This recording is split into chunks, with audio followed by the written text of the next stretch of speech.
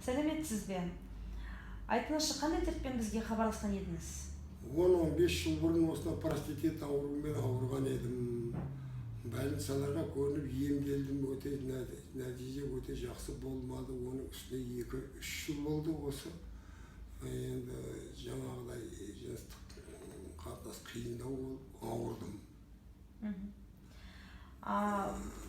Простатиттің қандай симптомдары болды өзіңізде? Простатиттің менде түнде далаға шыққанда 3-4-ге шейін түнемелік ұйқыдан тұрып далаға шығып беруге тура келді. Далаға шыққан кезінде ашитын болды. Эрекцияның нашарлауы қалай байқала бастады? Эрекцияның нашарлауы жыныстық қатынасқа түскеннен кейін түбіне жетпейтін болды. Қиналатын болдым. Енді біздің орталыққа хабарласуға не итермеледі? Осы дәріні маған соседім айтты. Оған алып ішкен екен, өте жақсы жәрдем берген екен. Сол бойынша мен білдім.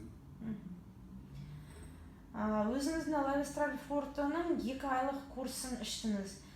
Содан кейін қандай өзгерістер байқадыңыз?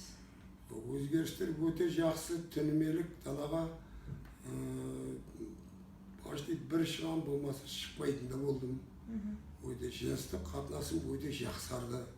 Ойдағыдай бұрынғыдай болды. Өте жақсы осы. Маған жәрдем берді осылар. Төлебай Маханұлы, пікіріңізге рахмет. Сізге көмектескенімізге өте қуаныштымыз. Рахмет сіздерге.